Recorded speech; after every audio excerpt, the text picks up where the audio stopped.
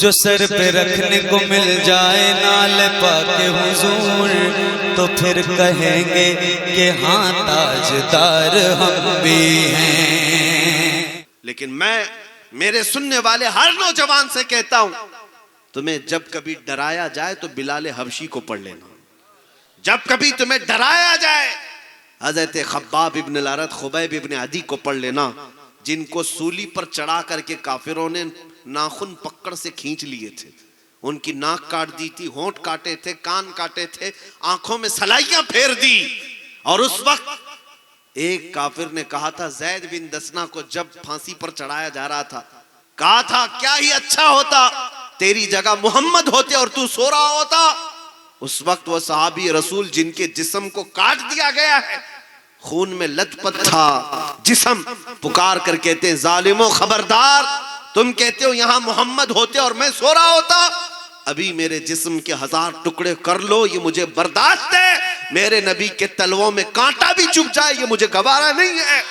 जो जान मांगो तो जान दे दे, जो माल मांगो तो माल दे दे, मगर ये हमसे कभी ना होगा नबी का जाहो जलाल दे दे। लेकिन बड़ों की बात में हिकमत होती है। उन्होंने हुक्म दिया कि आप जिस इलाके में भी जाएं लोगों से बिल मुशाफा मुलाकात करें। उसकी वजह यह है कि बरसों से जो मुसलमान कुछ आस और तमन्ना लेकर बैठे होते हैं, जब वो किसी बेबाक आदमी को देखते हैं तो उनका जज्बा भी जवान होता है। मैं ये अपनी तारीफ के लिए नहीं कह रहा हूं कि बेबाक हैं हम, निडर हैं, नहीं, हम इस बात पर फख्र करते हैं कि हम मुस्तफ़ा करीम के गुलाम हैं। तो डर किस बात का, क्योंकि हमें ये बरेली के इमाम ने तालीम दी है, खौफ ना रख रजा जरा तू तो है अब्दे मुस्तफ़ा, खौफ ना रख रजा जरा तू तो है अब्दे मुस्तफ़ा, तेरे लिए अमान है, तेरे लिए अमान है। और मेरे मुर्शिद ने ये कहा था, मुझे क्या फिक्र हो अख्तर, मेरे यावर हैं वो यावर, बलाओं को जो मेरी खुद गिरफ्तार बला कर दें। जिसके पास ये ताकत है उसे खौफ करने की जरूरत नहीं है। और मैं अब आपके दरमियान उतरता हूं तो यही बात डाल करके जाता हूं कि अब जीना है तो सर उठाकर जीना है। सिर्फ एक मिसाल मैं आपको बता दूं, अल्लाह तबारक व तआला की मदद तुम्हारे साथ भी है, हमारे साथ भी है। कुछ कुत्ते अगर हड्डियां खा लें तो इसका मतलब ये नहीं है कि पूरी जमीन पर उन्होंने फतह कर लिया है। ये आजमाइश का दौर है। मक्का वाले बिलाल हबशी को अंगारों पे सुलाकर ये सोचते थे कि इस्लाम को हम खत्म कर देंगे। उन्हें पता नहीं था कि उनकी औलाद में ही इस्लाम आने वाला है। मेरे अजीजों, इसी हाल में यहाँ के और आग के आसपास के भी बहुत सारे कीड़े मकोड़े यही सोचते हैं, किसी एक मुसलमान को बांधकर मॉब लिंचिंग करके उसकी वीडियो वायरल करेंगे, सब में दहशत पैदा हो जाएगी। यही चीजें आज पकड़ करके किसी को मार करके कई लोगों का कत्ल किया इन्होंने, और ये सोचते हैं इस तरह एक एक को पकड़ करके मारेंगे, कहीं कत्ल करेंगे, ये मुसलमान वैसे ही डर करके दीन छोड़ देंगे। ऐ मुसलमानों, आज तुम्हें ये बताने की जरूरत है इन दरिंदों को कि मार काट करके अगर इस्लाम खत्म होता तो करबला में खत्म हो चुका होता, जहां टुकड़े टुकड़े हो चुके थे वहीं खत्म हो जाता था। नहीं, आज तुम्हारे 5 साल की नशेड़ी हुकूमतों से इस्लाम नहीं खत्म हो सकता, इसलिए कि हमने चंगेज भी देखे, हलाकू भी देखे, बड़े बड़े जालिमों की दास्तानें रकम हैं तारीख़ इस्लाम में, जिन्होंने मुसलमानों की खोपड़ियों से मीनार बना दिए थे, दरिया दजला का पानी लाल कर दिया था मुसलमानों के खून से, तब ना इस्लाम खत्म हुआ। अब क्या खत्म होगा? अब आपको एक बात के साथ जीना है। अगर कोई तुम्हें हथियारों से डराए तो उसे यूं कहो कि हमको हथियार ना दिखाओ, 1400 साल से हम करबला सुनते आ रहे हैं। ये वो कौम है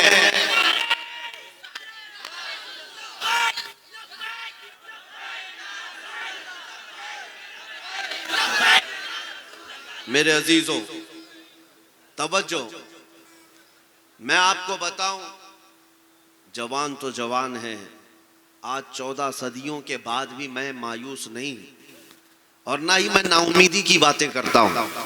इकबाल ने कहा था कि मैं नाउमीद नहीं हूं इस किश्ते वीरान से, यानी खेती अगरचे वीरान दिख रही है, फसल नहीं दिख रही है, लेकिन इकबाल ने कहा था जरा नम हो तो बड़ी जरखेज है ये मिट्टी, जरा नम हो।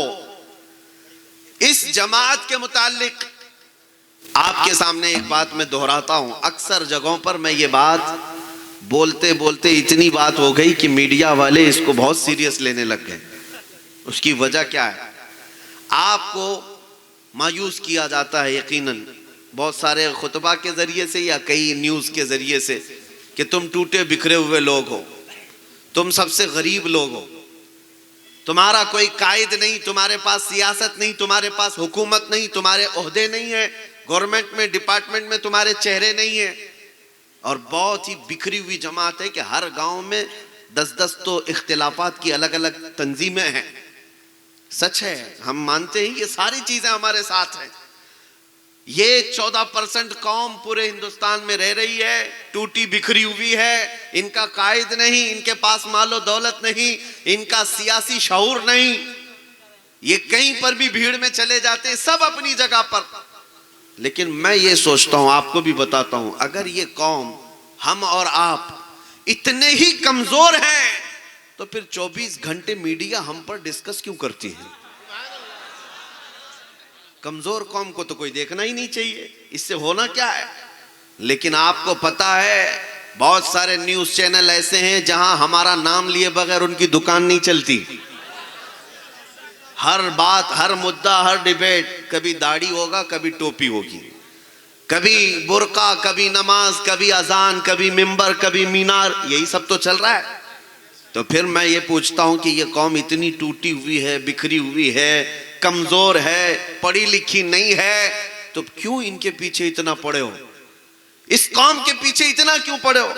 इनके बहुत ज्यादा भौंकने से फिर हमें यह एहसास होने लगा। इकबाल ने कहा था, सच कहा था, कुछ बात तो है कि मिटती नहीं हस्ती हमारी, कुछ बात तो है कि मिटती नहीं हस्ती हमारी, सदियों रहा है दुश्मन दौरे जमा हमारा, तौहीद की अमानत सीनों में है हमारे, आसान नहीं मिटाना नामो निशा हमारा, यूनानो मिस्र रोमा सब मिट गए जहां से, बाकी मगर है अब तक नामो निशा हमारा।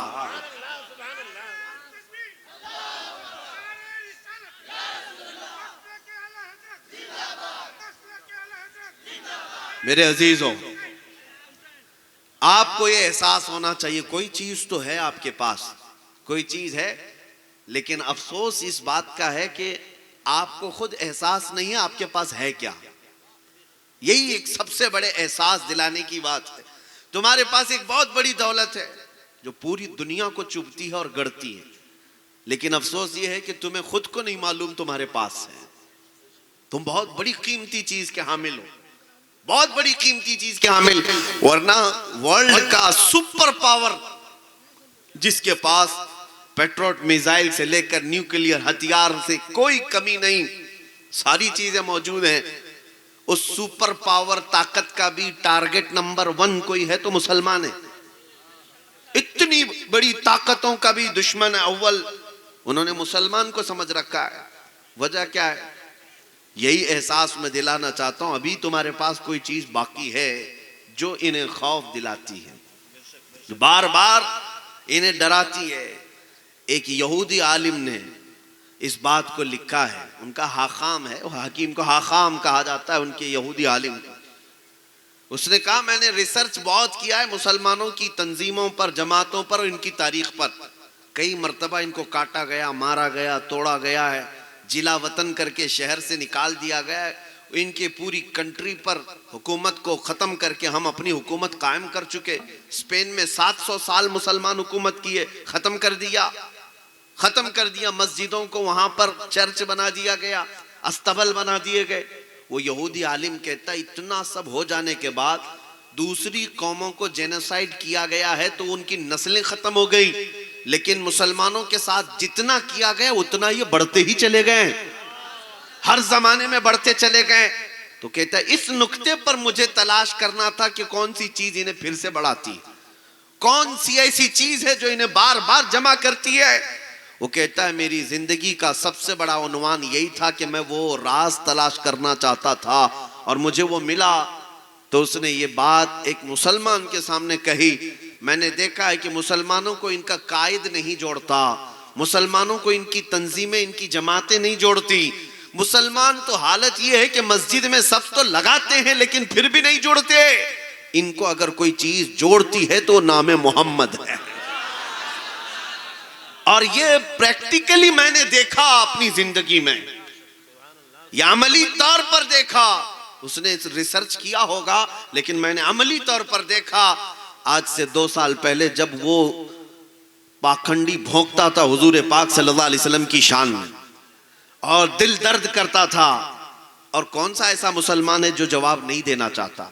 उलमा सब अपने अपने एतबार से जवाब देते थे। हमने अपने इलाके से पुकार कर उससे कहा कि डिबेट वगैरह सब खत्म, अब मैदान में आओ और आमने सामने देखते हैं।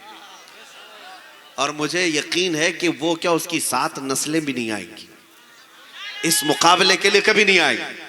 मेरी बात सुन लो, जब ये हमने ऐलान किया, ये तो 40-50 लोगों के मजमे में ऐलान किया, लेकिन रब्बे जुल जलाल ने पूरी दुनिया में उसको फैलाया। हर जगह हर जवान हर मुसलमान उसको सुनता रहा। और रमजान का महीना, लॉकडाउन का सीजन, दुआएं करते रहे। अब मैं जो बात कहने जा रहा हूं वो ये, अजमत मुस्तफा पर बात थी। मेरा एक्सपेक्टेशन भी नहीं था कि कौन कौन सुना है और कहां कहां तक गई। 1 महीने के अंदर मेरे पास हिंदुस्तान तो छोड़े, बाकी पूरी दुनिया की कई ऐसे कंट्रीज हैं जिनका नाम भी पता नहीं था। उन मुल्कों से हमारे पास मैसेजेस, उनके लेटर पैड, उनकी तमाम तहरीरें। और हद तो ये है कि हमारी जमात के नहीं, दूसरे मकतब फ़िक्र से ताल्लुक़ रखने वाली जितनी तंजीमें हैं, उनके उलमा ने, उनके सरबराहों ने लेटर में लिख करके हमें यह भेजा कि मौलाना हमारे जितने भी इख्तिलाफात हैं वो अपनी जगह पर, लेकिन मोहम्मद अरबी सल्लल्लाहु अलैहि वसल्लम की अजमत पर हम सब खड़े हैं आपके पीछे, हम आपके साथ खड़े हैं। हमने कभी किसी को दावत नहीं दी कि मेरे आगे खड़े रहो, पीछे खड़े रहो। लेकिन उस 1 महीने रमजान में मुझे एहसास हो गया, 1000 जमातें हो जाने दो, लेकिन इस जमात को अभी भी अगर कोई चीज जोड़ सकती है तो वो गुंबद खजरा की छांव है। इसीलिए मेरे अजीजों, इसीलिए सीख जाओ ये बात कि अपने मिंबरों को भी इसके उसके लिए खास ना करो। बात करो तो सिर्फ बादशाह आजम की बात करो। मैं अक्सर ये कहता हूं, ना हमारे नाम के नारे लगने चाहिए, ना ही हमारी तारीफें। ये मिंबर है मेरे मुस्तफा का, और इज्जत हमें मिली है तो उन्हीं के कदमों से मिली है। आप कोशिश तो करके देखो, कसरत से सिर्फ और सिर्फ नाम मुस्तफा का जिक्र होने लगे, इख्तिलाफात वैसे ही खत्म हो जाएंगे। आपके अंदर के इख्तिलाफात खत्म होंगे, क्योंकि वो नाम में इतना असर है कि अल्लाह तबारक व तआला बरसों चलने वाली जंगों को मदीने तैयबा में खत्म फरमाया और उनको आपसी मोहब्बत पैदा फरमाया। आज हमारे दरमियान भी ये चीज आ सकती है। सब पीर मोहतरम है जो सलासिल हक्का से वाबस्ता है। मैं जितने सिलसिले हैं, जितने मशरब हैं, जितनी तरीक़त की राहें हैं, उनकी ताज़ीम करता हूँ, एहतराम करता हूँ। लेकिन सबको ये चाहिए कि आज कसरत से अगर किसी का जिक्र करें तो मेरे मुस्तफ़ा का करें, और इस कौम के दिल में अपनी नहीं अपने आका की मोहब्बत डालें। फिर देखें, मेरा एक जुमला याद रख लें, इज्जत चाहते हो ना दुनिया में, हर कोई चाहता है, लेकिन हमने देखा है इज्जत कैसे, उनकी बात करो हर दिल पे राज करो, उनकी बात करो हर दिल पे राज करो। ये जो कुछ भी मिला है, मौलाना ने जो कह रहे थे कि लोग बहुत सारे एतराज करते हैं, हक बजानी में एतराज करने में। अगर मेरे मुतालिक कहते हैं कि इन्होंने क्या किया, एक ही बार ऐलान किया, सच बात कहते हैं, वैसे भी मैंने कोई काम नहीं किया। लेकिन एक बात है, ये जो कुछ भी इज्जत मिली है, लोग पलकें बिछाते हैं, फूल बरसाते हैं और हमारे लिए इंतजार करते हैं, तो वह इसलिए नहीं कि मैं किसी नेता आदमी का या फिर किसी पार्टी का प्रवक्ता हूं। नहीं, सबको पता है ये जो हमें इज्जत देते हैं, या जो लोग हमारे एहतराम में खड़े होते हैं, ये इसलिए नहीं है कि कोई सियासी नेता है, वो इसलिए है कि या रसूल अल्लाह ये नाज ये अंदाज हमारे नहीं होते, झोली में अगर टुकड़े तुम्हारे नहीं होते, जब तक के मदीने से इशारे नहीं होते, रोशन मेरी किस्मत के सितारे नहीं होते, जब तक बिके न थे तो कोई पूछता न था, या रसूल अल्लाह तुमने खरीद कर हमें अनमोल कर दिया।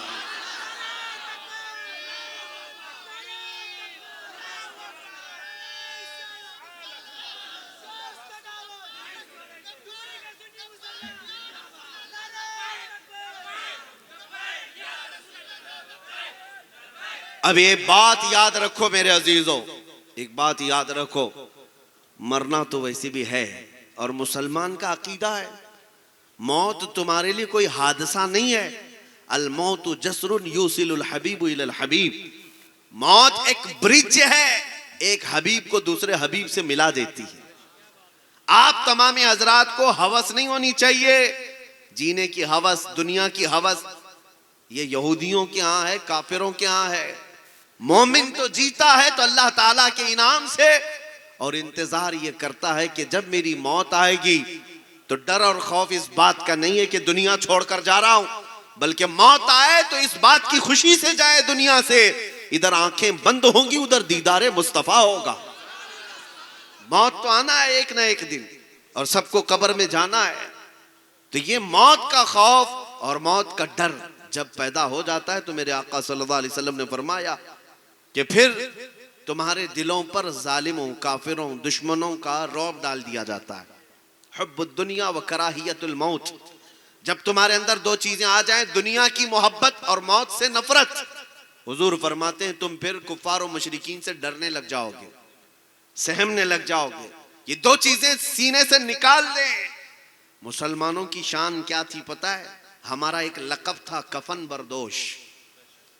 हमें कहा जाता था कि ये कंधे पर कफन लेकर चलने वाली कौम है, इसे मौत का डर नहीं, जहां मरेंगे वहीं कफन पहन के सो जाएंगे।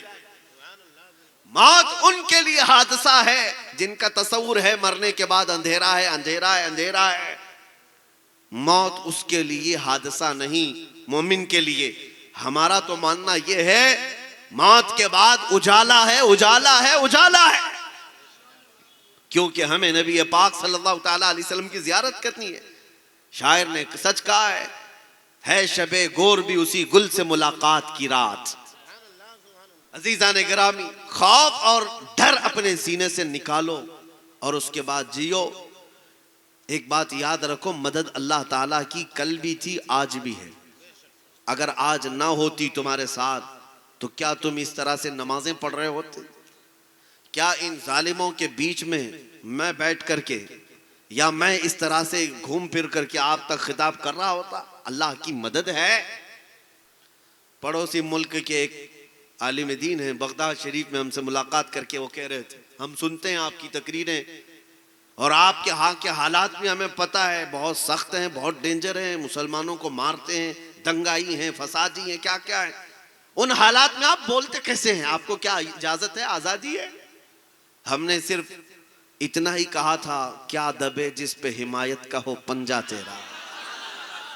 बल्कि हकीकत ये, क्यों दबे, क्यों दबे जिस पे हिमायत का हो पंजा तेरा, शेर को खतरे में लाता नहीं कुत्ता तेरा। जब निस्बत हमारे साथ है तो खौफ न रखो, डरो मत। हाँ, फांसी आती है, आएगी, ये पहले नंबर पर मैं नहीं, इससे पहले भी आ चुकी। और अगर जेल होती है तो हो जाए, क्योंकि हम पहले नंबर पर नहीं, हमारे इमामों का भी हाल हुआ है। इमाम आजम अबू हनीफा रहमतुल्लाह ताला अलैह का तो जनाजा जेल से निकला। मेरे अजीजों, ये कोई पहली बात नहीं होगी हमारे साथ। मुजफ्फर हुसैन कचोचवी रहमतुल्लाह अलैह ने फरमाया था, मुजफ्फर को मुक़य्यद न समझ ऐ सय्याद, ये मेरी असीरी भी सुन्नत आबाई है। हमारा कैद होना भी हमारे आबा व अजदाद की सुन्नतों में से है।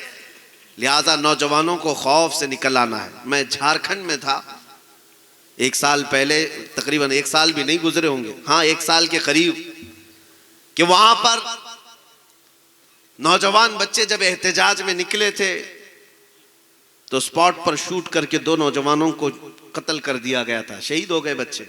16 साल 18 साल के, मैं उनके घर भी गया था।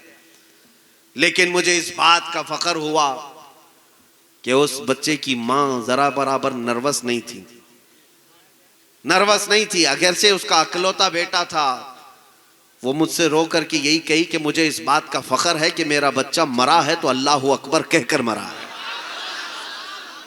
ये माएं हमारे अंदर हों, ऐसी बहनें हमारे हों, तो फिर उनकी गोद में पलने वाला बच्चा इंशाअल्लाह सलाहुद्दीन बनकर निकलेगा।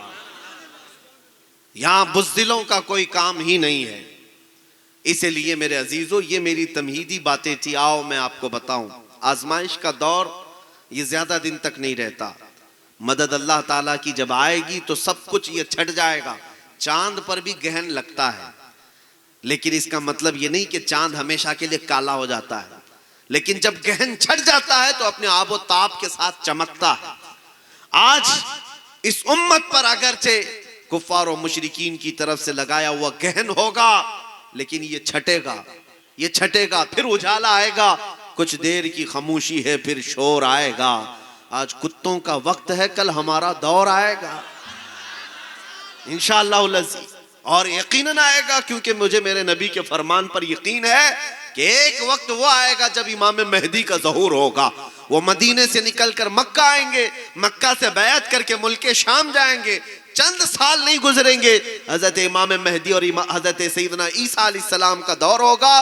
मेरे आका का फरमान है, पूरी दुनिया में कोई घर ऐसा नहीं होगा जिस घर से अल्लाह अकबर की आवाज ना आती हो। हर घर पर परचम इस्लाम होगा।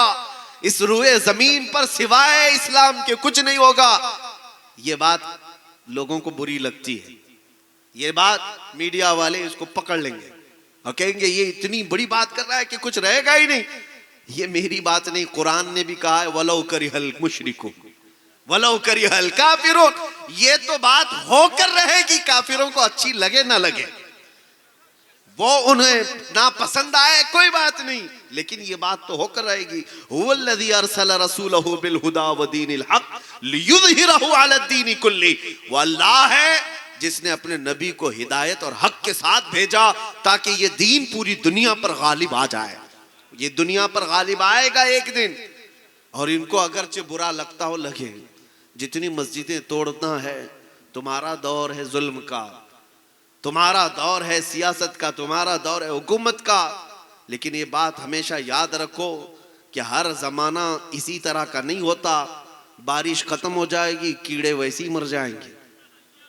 मौसम के साथ कीड़े चले जाते हैं और इनका नामो निशान किसी अखबार के कोने में भी नहीं मिलता। लेकिन फिर बात आएगी अजमत खुदा की और अजमत रसूल की। इस जमीन को अल्लाह अकबर की सदाओं से फिर पाक किया जाएगा। अजीजा ने गिरामी वकार, ये हैं उम्मीद की बातें जो मैं आपके सामने रख रहा हूं, क्योंकि आज नौजवान ना उम्मीद हो गए, मायूस हो गए और कुछ एथिस्ट होने लग गए। नास्तिक जिसको कहते हैं, कोई धर्म ही नहीं चाहिए हमको, ना हिंदू बनना है, ना मुस्लिम बनना है, ना ईसाई बनना, नाउज़ बिल्लाह मिन ज़ालिक। ये वो लोग हैं जो बुज़दिल हैं, डरपोक हैं, या फिर खुदकुशी करने चले गए। वो भी मैं उनको कहता हूं कि उनके अंदर मर्दानगी थी ही नहीं, वो फेस कर ही नहीं सकते किसी चीज को। लेकिन मैं मेरे सुनने वाले हर नौजवान से कहता हूं, तुम्हें जब कभी डराया जाए तो बिलाल हबशी को पढ़ लेना। जब कभी तुम्हें डराया जाए, हजरत खब्बाब इब्न अल-अरत, खुबैब इब्न अदी को पढ़ लेना, जिनको सूली पर चढ़ा करके काफिरों ने नाखून पकड़ से खींच लिए थे, उनकी नाक काट दी थी, होंठ काटे थे, कान काटे थे, आंखों में सलाइयां फेर दी। और उस वक्त एक काफिर ने कहा था, जैद बिन दसना को जब फांसी पर चढ़ाया जा रहा था, कहा था क्या ही अच्छा होता तेरी जगह मोहम्मद होते और तू सो रहा होता। उस वक्त वो सहाबी रसूल जिनके जिस्म को काट दिया गया है, खून में लथपथ था जिस्म, पुकार कर कहते हैं, जालिमो खबरदार, तुम कहते हो यहां मोहम्मद होते और मैं सो रहा होता, अभी मेरे जिस्म के 1000 टुकड़े कर लो, ये मुझे बर्दाश्त है। मेरे नबी के तलवों में कांटा भी चुभ जाए, ये मुझे गवारा नहीं है। जो जान मांगो तो जान दे दे, जो माल मांगो तो माल दे दे, मगर ये हमसे कभी ना होगा नबी का जाहो जलाल दे दे।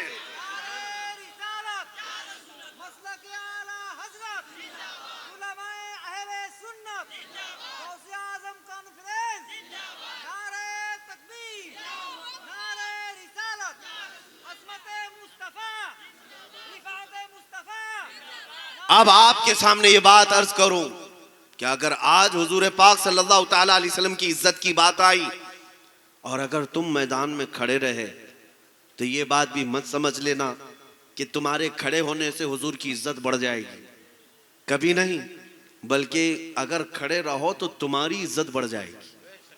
ये तुम्हारी किस्मत की बात है। उलमा भी इस बात को सुन लें कि मिंबरों पर बहुत सारे ये बेचारे कमेटियों के डर और खौफ से बोलना बंद कर चुके हैं। मैं सबकी बात नहीं कर रहा हूं, आज भी अल्हम्दुलिल्लाह उलमाए रब्बानीन, उलमाए हक्कानीन मौजूद हैं जो खुल करके सारी बातें अमानत के तौर पर कौम के सामने रखते हैं। लेकिन बहुत सारी जगहों पर दुनियादारों का ऐसा राज है कि उलमा के ऊपर वो हथकंडा डालकर बैठे। मौलाना साहब ये मत बोलना, मौलाना साहब ये मत बोलना, हालात खराब हैं, हालात बहुत बुरे हैं। ये सब चीजें मस्जिदों की कमेटियां हो या फिर कहीं और के जोर जबरदस्तियों से उलमा की जुबानें बंद की जा रही हैं, तो मैं उनसे कहता हूं इंतजार करो, फिर तुम्हारे बच्चों का ईमान भी सलामत नहीं रहने वाला है।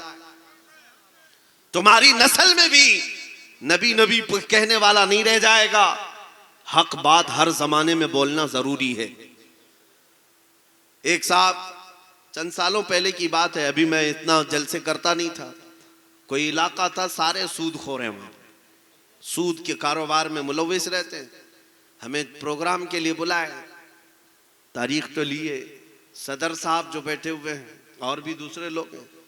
जलसे से पहले हमसे कहा कि हजरत आपकी तकरीरें सब माशाल्लाह सुनते हैं, बहुत खूब सुनते हैं, लेकिन सूद पे मत बोलिए, फाइनेंस पे, बड्डी पे मत बोलिए कि ये सब बहुत पुराने धंधे हैं, इनके कारोबार हैं। हमने कहा आज तो पूरा टॉपिक ही इस पर होगा, हम बोलेंगे इसी बात पर। अगर हमसे ये बात कही जा रही है, क्योंकि फिर किसी मौलवी से ये कहना, तो वो मौलवी मुबल्लिग नहीं है, वो समझौता करने वाला आदमी है, वो आलिम नहीं है। हमने 1 घंटे तक वो सूद की मजम्मत के मुतालिक ही बयान किया। मैंने कहा आइंदा कभी ना बुलाना, कोई फर्क नहीं पड़ता, लेकिन मेरी दी हुई गोली किसी का बुखार जरूर उतारेगी, किसी ना किसी का बुखार उतरेगा। अजीजा ने गिरामी वकार, मैं आपसे भी कहता हूं हालात को देखकर इस तरह से बुज़दिल मत बन जाना। आज लोग ये कहते हैं बहुत किल्लत में है, हम माइनॉरिटी में हैं, छोटी तादाद है, हम क्या कर सकते हैं। ये जुमला अगर मुसलमान कहता है तो ताज्जुब की बात है, हम बदर के मैदान से तो माइनॉरिटी में ही चल रहे हैं, बदर के मैदान से भी हम तो अकलियत में ही है। बदर में तादाद मुसलमानों की 313 थी, काफिरों की 1000 से ज्यादा। उहद के मैदान में 700 सहाबा हैं और कुफार 3000 हैं। और सबसे बड़ी माइनॉरिटी देखना है करबला के मैदान में, एक तरफ 82 लोग, अलग अलग रिवायात, और मुकाबिल में 22,000। लेकिन एक भी हुसैनी शहजादा खौफ से अपनी जमात नहीं बदलता और ना ही दामन हुसैन को छोड़ने को तैयार है। इसलिए आज ये हालात का रोना कभी मत रोना। आपके लिए हालात हमेशा ऐसे ही थे, बल्कि इससे ज्यादा सख्त भी थे, लेकिन उलमाए हक हर हालत का मुकाबला करते रहे। आपको पता है आजादी से पहले जो गदर का यहां पर मामला था 1857, उस वक्त उलमा के लिए कितनी मुश्किलात थी, कितनी मुश्किलात। अल्लामा फजल हक खैराबादी रहमतुल्लाह अलैह का जमाना, किफायत अली काफी, जिनको गिरफ्तार करने के लिए, एक आलिम को गिरफ्तार करने के लिए 3000 अंग्रेज आए थे, 3000 अंग्रेज आए थे, और उन्होंने साबित कर दिखाया शेर शेर होता है, कुत्ते कुत्ते होते। मोहम्मद अरबी का एक शेर गिरफ्तार करने के लिए 3000 लोग आए, और गिरफ्तार करके जब किफायत अली काफी रहमतुल्लाह अलैह को लाया और अपने दारुल हुकूमत में कैद करके एक आलिम को रखा, 7 दिन तक या 8 दिन तक उनके जिस्म पर गरम स्त्री फेरते थे। प्रेस जो है गरम करके स्त्री को फेरते थे जिस्म पर, चमड़ी जल जाती थी रात के वक्त, और फिर उनसे कहते कि तुम्हारे दिए हुए फतवे, तुम्हारी बोली हुई बातें वापस ले लो, हमारा दौर है, हमारी हुकूमत है, हम आपको ओहदा दे देंगे, कोई मनसब दे देंगे। लेकिन किफायत अली काफी रहमतुल्लाह अलैह ने यही फरमाते, तुम बहुत हल्का सौदा करना चाहते हो, हल्का सौदा। मुझ जैसे को तुम इतनी छोटी लालच में खरीद रहे हो। वो क्या बिके जो बाजार मुस्तफा में पहले बिका हुआ हो। 7 दिन तक जब चमड़ी पर इस्त्री फेरी जाती और किफायत अली काफी नहीं मानते थे तो उनके जिस्म पर रात को फिर नमक छिड़कते थे। जली हुई चमड़ी पर अंग्रेज नमक छिड़कते थे। तो क्या उस किफायत अली काफी रहमतुल्लाह अलैह के इस तकलीफ के बाद अंग्रेजों ने इस धरती से इस्लाम को साफ कर दिया? 8 दिन के बाद उन लोगों ने चौराहे पर लाकर किफायत अली काफी को फांसी पर चढ़ाया। और उस वक्त जब वो एक आलिम रब्बानी को फांसी पर चढ़ा रहे थे, पूछा गया तुम्हारी आखिरी कोई ख्वाहिश है? किफायत अली काफी ने कहा था हाँ मेरी एक ही ख्वाहिश है, एक बार मरने से पहले नाते मुस्तफा पढ़ लूं। और पढ़ करके सुनाया लोगों को, कोई गुल बाकी रहेगा न चमन रह जाएगा, पर रसूलुल्लाह का दीन हसन रह जाएगा। सब फना हो जाएंगे काफी वो, लेकिन हश्र तक नाम हजरत का जुबानों पर चलन रह जाएगा। फांसी पर चढ़ाया अंग्रेजों ने और उनकी वफात के बाद 8 दिन तक जश्न भी मनाया कि हमने एक मौलाना को खत्म कर दिया है। एक मौलवी जिसके लोग गर्विदा थे, बहुत सारे लोग उनकी जुबान पर लब्बैक कहते थे, सब एक मौलवी के खत्म होते ही दुनिया खत्म हो जाएगी। मगर इन पागल कीड़ों को पता क्या है मेरे मौला का निजाम क्या है। एक किफायत अली काफी को ये मुरादाबाद में फांसी पर चढ़ा रहे थे और उन्हीं के चंद दिनों के बाद उसी मुरादाबाद के पड़ोस शहर में बरेली में मौला इमाम अहमद रजा को पैदा कर रहा है। एक चिराग बुझाओगे मौला 100 चिराग रोशन करेगा। और फिर इमाम अहमद रजा तशरीफ लाए और जब जवानी का आलम हुआ तो दुनिया ने देखा है किफायत अली काफी अपनी जिंदगी में इश्क रसूल भरते थे, लोगों को बुलाते थे, लेकिन इमाम अहमद रजा का कलम जब चला, अल्लाहू अकबर, सिर्फ बरेली की सरजमीन पर नहीं, हिंदुस्तान की सरजमीन को ही नहीं, पूरी कायनात के जहां जहां लोग उर्दूदां तबका है उन सब के सीनों को इश्क मुस्तफा से भर दिया। और फिर हर चप्पे चप्पे से आवाज आने लगी, डाल दी कल्ब में अजमत मुस्तफा, सैयदी आला हजरत पे लाखों सलाम। आज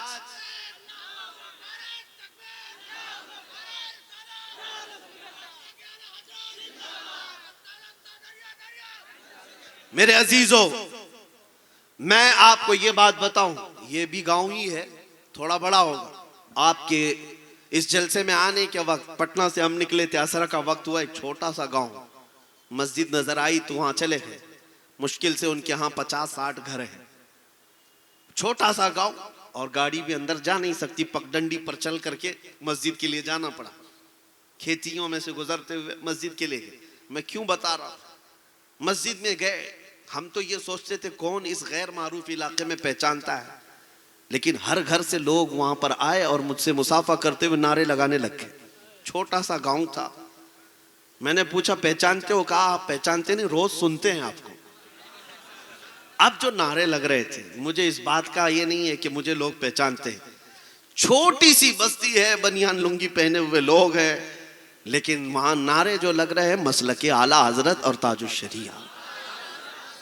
उस दिन ये एहसास हुआ कि मेरे अजीजों, वो एक छोटी सी बस्ती है, छोटी सी बस्ती, इनमें से कौन है जो आला हजरत को देखा हुआ है? कोई नहीं है, कोई नहीं उनके जमाने का। और उस बस्ती में, उस छोटे से गांव में गया कौन है आला हजरत को सिखाने के लिए, आला हजरत की मोहब्बत डालने के लिए? उलमा कहां जाते हैं? बहुत कम। उस बस्ती में तो हमने देखा कि कोई है ही नहीं, छोटा सा गांव है। ये एक मिसाल दे रहा हूं, ऐसे 1000 गांव है, हर गांव से ये आवाज आती है मसलके आला हजरत, इश्क मोहब्बत, इश्क मोहब्बत। ये आवाजें क्यों आती हैं जानते हो? यही मेरा जुमला याद रख लो, उनकी बात करो, हर दिल पे राज करो। आला हजरत अपने घर का कसीदा नहीं पढ़ते थे, अपने बाप दादाओं की तारीफ नहीं करते, जिंदगी में जब कलम उठाया है मेरे मुस्तफा की शान बयान की है। करो मदह अहले दुवल रजा, पड़े इस बला में मेरी बला, मैं गदा हूं अपने करीम का, मेरा दीन पारे ना नहीं। उस आला हजरत ने जब कलम उठाया था, बारगाह मुस्तफा में यूं कहा था, सरवर कहूं कि मालिक व मौला कहूं तुझे, बागे खलील का गुले ज़ैबा कहूं तुझे, तेरे तो वस ऐबे तनाही से हैं बरी, हैरा हूं मेरे शाह मैं क्या क्या कहूं तुझे। अहमद रजा ने ने जब हुजूर पाक की शान में इतनी बातें अर्ज की, तो हकीकत बात यह है अल्लाह करीम फिर तारीफ करने वालों के न नाम को मरने देता है न कलाम को मरने देता है। आज उनका नाम भी जिंदा है और कलाम भी जिंदा है। 100 साल हो गए, मजमू में आज भी आला हजरत को पढ़ा जाता है कि नहीं पढ़ा जाता।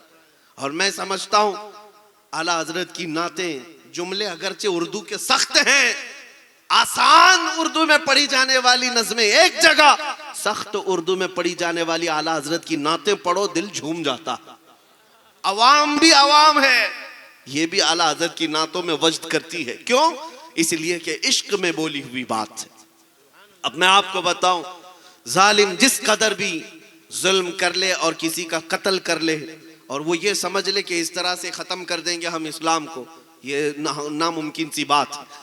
मैं आज से कई साल पहले कहा था, जैसे न्यूजीलैंड में एक बार मस्जिद में घुस करके एक सन की आदमी जिसके दिलो दिमाग पर सिर्फ इस्लाम की दुश्मनी बैठाई गई थी, बंदूक से मार करके 50 लोगों का कत्ल कर दिया। और उसने ये कहा था कि मुझे ये अहद किया हुआ हूं या मुझे ये लगता है कि मैं इस्लाम को पूरी दुनिया से खत्म कर दूंगा। गया, जेल में बैठा रहा। ऐसे ही यहाँ भी बहुत सारे कुत्ते बैठे हुए हैं, गुफे में बैठ करके भौंकते हैं कि इस्लाम का विनाश कर देंगे। धर्म संसद करके अपनी लोमड़ियों के बीच में, बाकी बाहर आने की हिम्मत नहीं। इस्लाम का विनाश कर देंगे, खत्म कर देंगे, इस धरती से मिटा देंगे। हम उनको हमेशा यही कहते हैं। एक न्यूज रिपोर्टर हमारे पास इंटरव्यू लेने आए थे, वो कह रहे थे कि फलां साधु जी, फलां पंडित जी, फलां पाखंडी जी जो भी हैं, ये कहते हैं कि इस्लाम का विनाश कर देंगे। हम कहते हैं उनसे, जाइए वो बाबा से कह दे पहले अपने बदन की खुजली मिटा ले, वो उससे नहीं मिट सकती। इस्लाम तो बहुत अजीम बात है। समंदर का पानी ना नापा जा सकता है ना खत्म किया जा सकता है। समंदर तो समंदर है, आसमान को तुम नीचे ला सकते हो, जमीन को ऊपर कर सकते हो, लेकिन इस इस्लाम को कभी नहीं मिटा सकते।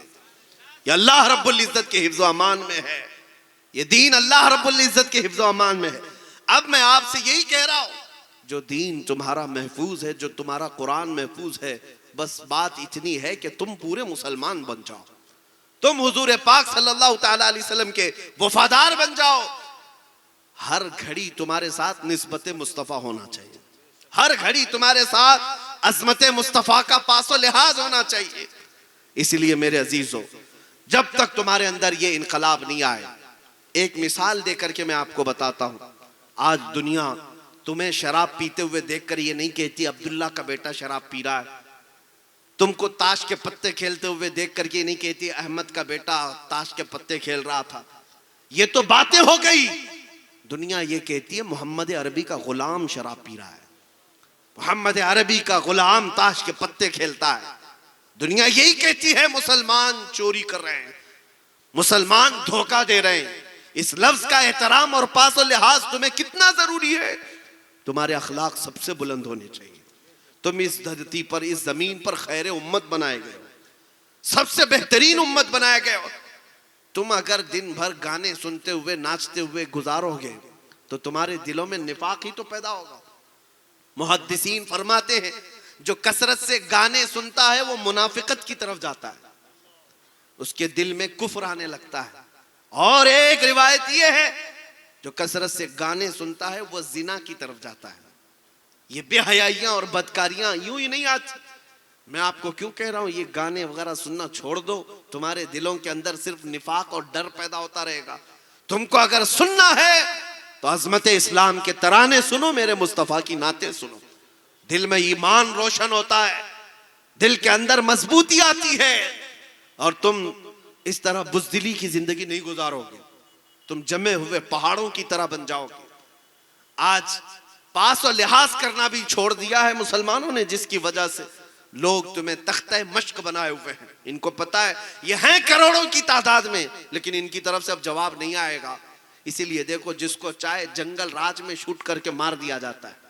क्यों ऐसे हालात पैदा हो गए, क्यों इतनी हिम्मतें बढ़ गई? उसकी वजह यही है कि गुलाम मुस्तफ़ा की बात तो ये थी कि इनको छेड़ना तो दूर की बात, इनके किसी बच्चे को भी कोई हाथ नहीं लगाता था। उनको पता था कि ये मोहम्मद अरबी के शेर हैं, ये निकलेंगे अपने हाथ से तो लोगों का जीना हराम कर रखेंगे। दुनिया खौफ रखती थी, लेकिन तुम्हें तोड़ दिया गया है, फोड़ दिया गया है। चाहे जितने भी हालात बुरे हों, लेकिन मैं एक बात आपके सामने फिर से कह रहा हूं, तुम्हारे साथ सब कुछ हो गया हो, जुल्म हो गया हो, सब कुछ खो गया हो, सब कुछ छिन गया हो, लेकिन सीने में मोहब्बत मुस्तफा का सौदा कभी मत करना। ये एक दौलत अपने साथ रखो। अपने बच्चों को भी इतना पिलाओ, इतना पिलाओ कि बच्चों से, औरतों से भी मैं कहूंगा, माओ से भी, कि बच्चों को दूध पिलाओ तो ये कह करके नहीं कि बेटा तू बड़ा होगा मुझे ये कमा कर देगा, वो कमा कर देगा। माएं बचपन में बच्चों को ये तरबियत दें कि बेटा मैंने तुझे अजमत मुस्तफा के लिए पाला है, और फिर देखना कि वो तुम्हारी भी कितनी अजमत का एहतराम करता है। जिसको तुमने अल्लाह उसके रसूल की मोहब्बत में पाला, वो तुम्हारी अजमत और एहतराम का भी पासो लिहाज रखता है। एक बात मैं बता देता हूं, उहद के मैदान में जब 70 सहाबा शहीद हो गए थे, एक जवान सहाबी की मां रोती हुई आई, मैदान में आई, बारगाह मुस्तफा में इजाजत लेती है, या रसूल अल्लाह, सुना है मेरा जवान बेटा शहीद हो गया, अगर आप हुक्म फरमाए, इजाजत दें तो मैं अपने बेटे की लाश देखूंगी। हुजूर की इजाजत है तो लाश देखूंगी। हुजूर ने फरमाया जाओ देखो, अपना बेटा है तुम्हारा। तवज्जो से सुनना मेरे अजीज हो, मदीने वालों का ईमान क्या था। वो खातून आई, लाशों में से अपने एक बेटे की लाश निकाली, जवान कड़ियल जवान बेटा 25 साल के करीब का, देखती खून में लथपथ है। उसके बाद जिस्म पर हाथ फेरती है, पलटती है, उसका जुब्बा उठाती है शहीद का, पीठ पर हाथ फेर फेर करके देखती है, और उसके बाद सजदे में गिर जाती है, शुक्र अदा करती है, ऐ मौला तेरा शुक्र है मेरे लाल को तूने तेरे हबीब की खिदमत में कबूल किया, अपने रसूल की खिदमत में तूने कबूल किया। जो करीब में खड़े थे साहबा पूछने लगे, खातून ऐ माई जान ये क्या कर रही हो, इस शहीद के साथ तुम क्या कर रही हो। तवज्जो, कौन ऐसी माँ होगी, कौन लाएगा ऐसी माँ को।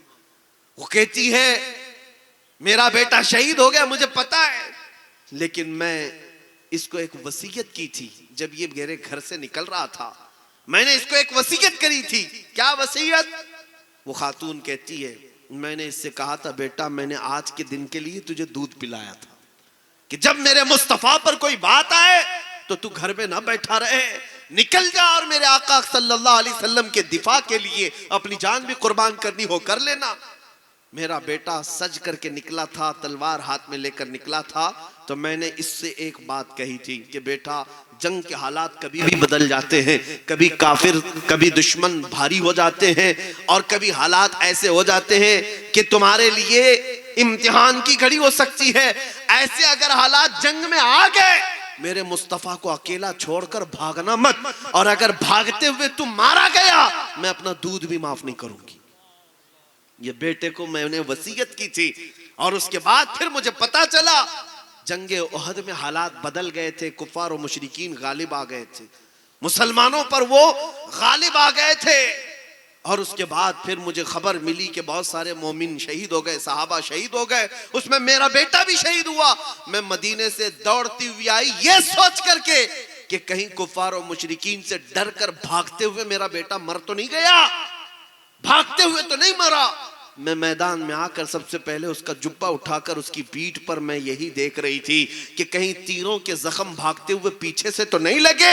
मैंने शुक्र इसी बात का अदा की कि मेरे बेटे के पीठ पर एक भी जख्म नहीं, जितने जख्म हैं सब सीने पर लेकर शहीद हुआ है।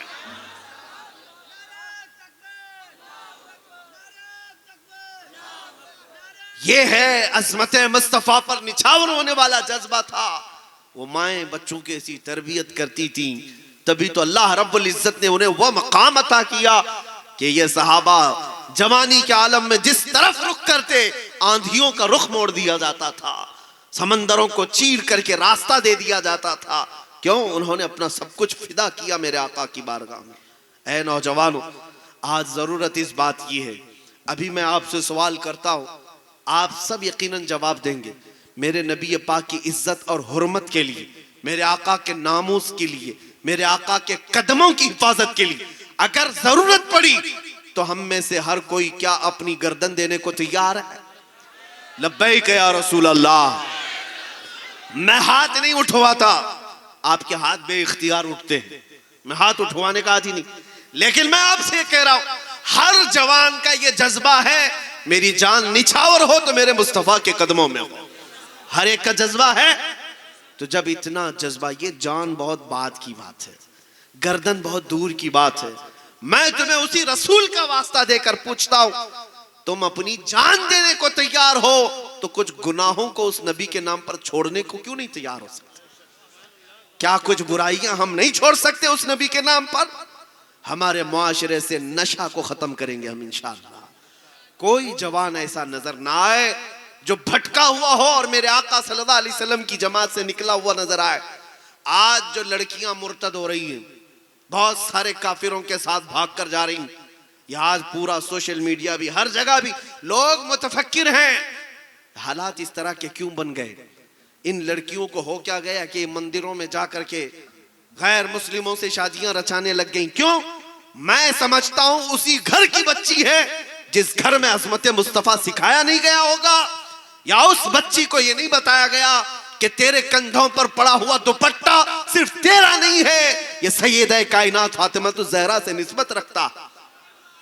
यकीनन बच्चियों को जब यह बात पता चले कि जो दुपट्टा उसके कंधे पर है, इस दुपट्टे की निस्बत मखदूमा कायनात फातिमा ज़हरा से वाबस्ता है, लिहाजा वो ऐसा कदम कभी नहीं उठाएगी, ऐसा कदम कभी नहीं उठाई। लेकिन जो बच्चियां बहक गईं, भटक गईं, शैतानी वसवसों के शिकार हो गईं, आज उनका अंजाम क्या हुआ वो भी हमारे सामने है। ये कुत्ते और दरिंदे जो अपनी बिरादरी से अलावा दूसरी बिरादरी में शादी करने को तैयार नहीं होते, छूत छात का मामला रखते हैं, वो कब किसी मुसलमान औरत को अपनी बहू बना सकते? नहीं हो सकता। ये सब का सब पाखंड खेल है। मुसलमान औरतों को इस्तेमाल करना और अपनी हवस का निशाना बना करके इनके टुकड़े करके फेंक देना, ताकि फिर इनकी कौम भी इन्हें एक्सेप्ट ना करे और ना ही इधर की रहे ना उधर की रहे। एक दो नहीं, कई लड़कियां ऐसी हैं जिनका बायोडाटा हमारे पास मौजूद है। लेकर के गए इनको भगा कर, और उसके बाद इधर अपनी कौम को तो ये लात मार कर गई थी लड़की, और वहां जाने के बाद उसको कुकुम भी लगाया गया, पूजा भी करवाई गई, सब कुछ करवाया गया, धर्म भी बदला गया। लेकिन चंद दिनों के बाद जब भूख मिट गई हवस परस की, तो फिर मारना शुरू किया, पीटना शुरू किया। तो अब लड़की बात करे तो किससे करे? सारे दरवाजे तो बंद करके आई थी, पुकारे तो किसको पुकारे मदद के लिए? ना अपने घर आ सकती है, ना अपनी कौम को बुला सकती है। कुछ तो घुट घुट करके मरने लग गई और खुदकुशियां करने लग गई, और कुछ तो ऐसी हैं जो आज भी तरस रही है इस बात के लिए कि हम जाएं तो कहां जाएं। मैं आप आज से 1.5 साल पहले की बात बता रहा हूं। दुबई से एक लड़की वापस आई, दिल्ली में रहने वाली। उसका ये मैसेज मैं आपको बताऊं। कहा कि हम इसी तरह घर छोड़ करके गए थे, गैर मुस्लिम उसकी मोहब्बत में, कॉलेज की ट्यूशन की मोहब्बतें थी, निकल पड़ी, और उसके बाद हमें ले जाया गया। शादी के नाम पर गई तो थी, लेकिन दुबई घूमने जाकर वहां तो हमें बेच दिया गया था तवाइफ के अड्डे पर। और वो लड़की कहती है, मैं वहां जाने के बाद मुझे पता चला मैं अकेली नहीं, इस तरह की 50 लड़कियां और हैं वहां पर जो जिनके माँ बाप मुसलमान हैं, और उन्हें ला करके तवाइफ के अड्डे पर बेचा गया है। चंद महीने घुमा फिरा करके उनको उनके जिस्मों का धंधा करने के लिए लगा दिया गया। मैं बच्चियों से कहता हूं, संभाल करके रखो, तुम्हारे लिए अल्लाह ने जन्नत बनाई है। वो दिन कितना अजीम होगा जब हमारी बेटियां कयामत के दिन फातिमा ज़हरा के साथ चादर ओढ़े जन्नत में जा रही होंगी। वो दिन कितना अजीम होगा। महशर में एक फरिश्ता निदा देगा, गज़्ज़ू अबसारकुम फ़इन्न फातिमा बिन्त मुहम्मदिन तमुर्रु इलल जन्नह। ऐ महशर में मौजूद लोगों, अपनी आंखें नीची कर लो, इसलिए कि मोहम्मद रसूलुल्लाह की बेटी फातिमा 70,000 औरतों के साथ जन्नत में जा रही है। उनके जाने का अंदाज भी कयामत के दिन वो होगा कि महशर के मैदान में भी उन औरतों की तरफ किसी को निगाह उठाने की इजाजत नहीं। मैं आज रिक्वेस्ट करता हूं अपनी बच्चियों से, तुम इस निस्बत का पास और लिहाज रखो। मैं एक मिसाल के जरिए से समझाता हूं, अपनी गुफ्तगू को समेटता हूं। मेरा अमामा है, बहुत सारे लोग मिलने को बेचैन रहते हैं, मुसाफा करते हैं। मैंने किसी को उठाकर अपना अमामा दे दिया, ये मेरा अमामा शरीफ आप पहन लो। मैंने आपको पहनाया तो खुशी होगी कि नहीं होगी? खुशी होगी। अब पहन करके आप घूम रहे हैं, आप फख्र भी कर रहे हैं कि हजरत ने हमें अमामा दे दिया, मौलाना साहब ने हमको अमामा पहना दिया, ले करके पहन करके घूमते रहे। मैं आपसे पूछता हूं, क्या ये सर पर जब तक आपके अमामा है, बाजार में गुजरते हुए कभी किसी शराब की दुकान पर खड़े हो जाओगे? शर्म से डूब मरोगे, सोचोगे ये अमामा इतना बड़ा है, लोग क्या कहेंगे कि तेरे सर पर क्या है और तू खड़ा कहां है? क्या तुम्हारे हाथ में ताश के पत्ते आएंगे या अमामा शरीफ पहन करके? क्या किसी अजनबी औरत के साथ तुम बाजार में खड़े होकर गप्पे लगाओगे? किसी लड़की के साथ? कहेंगे नहीं, लोग लिबास देखकर क्या कहेंगे, इतना अमामा है, इतना बुलंद सर पर, और एक लड़की के साथ ये बेतुके अंदाज में नजर आ रहा है। पास और लिहाज रखोगे कि नहीं रखोगे अमामे का? अरे मेरे अजीजों, मेरा अमामा तो अपनी जगह, अपनी टोपी का भी तुम ख्याल रखते हो। जब टोपी सर पर होती है तो ऐसे वैसे काम नहीं करते। मैं आपसे ये पूछता हूं, जब मैं तो एक हकीर आदमी, मैं एक छोटा आदमी, मेरा अमामा अगर तुम्हारे सर पर आ जाए, तुम गलत काम करने से डरते हो, तो फिर सोचो जो सीने में तुम्हारे मोहब्बत मुस्तफा है, जो निस्बत मुस्तफा है, उसका कितना पासो लिहाज होना चाहिए। जब कभी बाजार से गुजरो, कुछ तुम्हारे साथ हो या ना हो, टोपी दाढ़ी, इतना ख्याल रखो मेरे साथ अजमत मुस्तफा है, मेरे साथ निस्बत मुस्तफा है। दुनिया क्या कहेगी कि मोहम्मद अरबी का गुलाम भटका हुआ है, ये जुए में है, ये शराब में है, ये नशे में है। बदलो अपनी जिंदगी को। इसीलिए कहता हूं, आज के हालात यूं ही खाक हो जाएंगे बगैर तुम बदल गए। उठो, जगह जगह के थक चुके हैं तुम्हें ये हंगामे, नशाते लज्जते ख्वाबे गिराम बदल डालो। गलत रवि से मनाजिल का बहुत बढ़ता है, मुसाफिरों रविशे कारवां बदल डालो। अगर तुम नहीं बदले आज, तो तुम्हारी नस्लें तुम पर लानत करेंगी, तुम्हारी नस्लें तुम पर थूकेंगी। आज बदलने का वक्त है। मैं नौजवानों से ही कहता हूं, जितनी तेज आवाज में तुम्हारे जज्बे के साथ तुम नारा लगाते हो हुजूर के नाम पर, इतनी ही तेजी के साथ आप अपने मुआशरे को बदलने की कोशिश करो। तुम्हारी मस्जिदें तुम्हारी नमाजों से भर जाएंगे इंशाअल्लाह। नमाजों की पाबंदी करेंगे इंशाअल्लाह।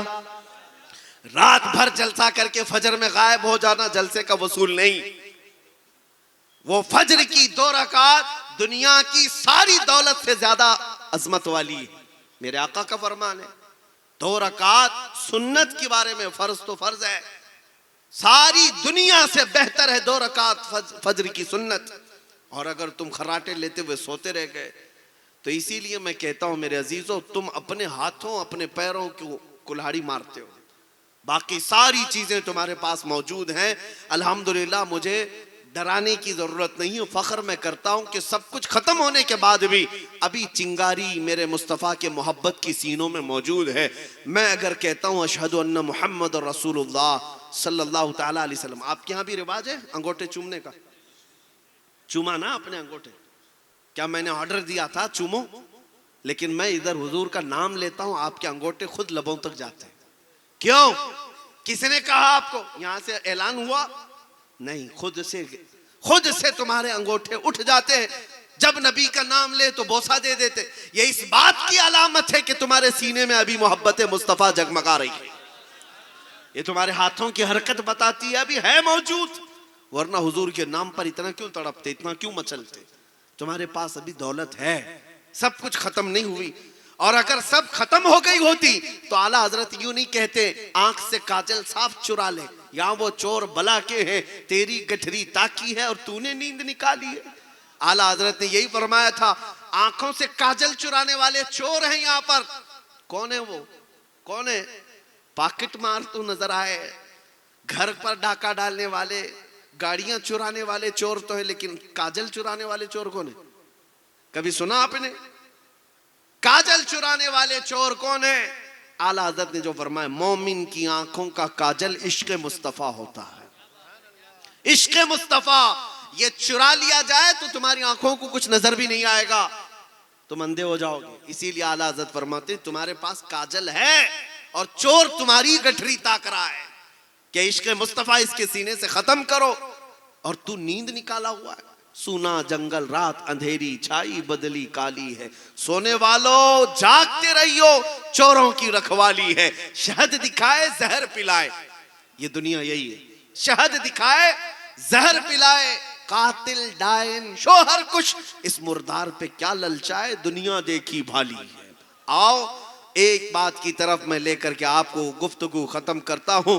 आपसे मैं पूछता हूं, वो जो न थे तो क्या, वो जो न थे तो, वो जो न हो तो, ये अकीदा है हमारा, वो जो न हो तो जान है वो जहान की, जान है तो जहान है। हमारे नाम के साथ मेरे मुस्तफ़ा का नाम कभी खत्म नहीं होगा। वो हमारी अजानों में है, वो हमारी नमाजों में है, वो हमारी मस्जिदों में है, वो हमारी पैदाइश से लेकर हमारी मौत तक हमारी हर सांस में मौजूद है। हो ना ये फूल तो बुलबुल का तरन्नुम भी ना हो, चमने दहर में कलियों का तबस्सुम भी ना हो ना ये साकी तो मैं भी ना हो, खुम भी ना हो, बज़्म तौहीद दुनिया में ना हो, तुम भी ना हो। खीमा अफलाक का इस्तादा उसी नाम से है, नबज़े हस्ती तपशा मादा उसी नाम से है, दश्त में दामने कोहसार में मैदान में है, बहर में मौज की आगोश में तूफान में है, चीन के शहर मराकश के बयाबान में है, और पोशीदा हर मुसलमान के ईमान में है। वो नाम है मुस्तफा हमसे कभी जुदा नहीं हो सकता, वो हर घड़ी है, हर जगह है, हर जरूरत है। अब आपको मैं ये बताऊं, सिर्फ हमारी नहीं, आला हज़रत तो फरमाते हैं, है खलीलुल्लाह को हाजत रसूलुल्लाह की, है खलीलुल्लाह को हाजत रसूलुल्लाह की, कोई बचा नहीं जिसको मेरे नबी की जरूरत ना हो। सारी कायनात को मासिवल्लाह हर कोई मेरे नबी करीम सल्लल्लाहु अलैहि वसल्लम का मोहताज है और जरूरतमंद है। जब तुम्हें पता है कि हुजूर के बगैर कुछ नहीं होना है यहाँ पर भी, और यहाँ से मर करके जाओगे कब्र में, हुजूर से भागकर कहाँ तक जाओगे, उनसे कहाँ तक भागकर जाओगे। आला हजरत ने फरमाया है, न कोई मफर है न कोई मकर है। हुजूर पाक सल्लल्लाहु अलैहि वसल्लम को छोड़ोगे बखुदा खुदा का यही है दर, नहीं और कोई मफर मकर। मफर किसको कहते हैं? भागने की जगह। मकर किसे कहते हैं? ठहरने की जगह। हुजूर को छोड़ोगे तो न भागने की जगह है न ठहरने की जगह है। वो लखनऊ का राफजी कुत्ता नहीं देखा जो दीन धर्म बदल कर गया था, नाम भी बदल कर गया था, धोती भी पहन लिया, कशका भी लगा लिया, 6 महीने पंडितों की जूतियां चाटता रहा, उनका बचा हुआ खाता रहा, बाद में उसको लात मार करके निकाल दिया गया।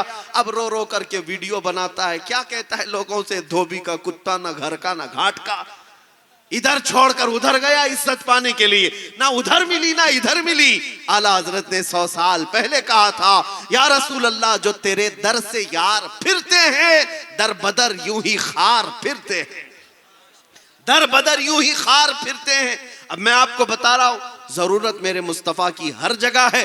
अगर तुम दुनिया में भागते रहे नबी को छोड़कर, जाओगे तो एक दिन कब्र में जाओगे, मुनकर नकीर आएंगे, तुमसे जो सवालात करेंगे, तुम्हारा रब कौन है, तुम्हारा दीन क्या है, यहां तक तो बहुत सारे पास हो जाएंगे। आखिर में जो फरिश्ते पूछेंगे, इनके बारे में क्या कहते थे दुनिया में, हुजूर को दिखाकर पूछेंगे। ये बहुत सारे फंसने की जगह मुनाफिकीन की है, यहाँ बहुत सारे मुनाफिक रुक जाएंगे। मेरे अजीजों, वहां पर भी तुम पास नहीं हो सकते जब तक ये नहीं कहते हादा मुहम्मदुर रसूलुल्लाह, जब तक तुम ये नहीं कह देते ये अल्लाह के रसूल मोहम्मद सल्लल्लाहु अलैहि वसल्लम है।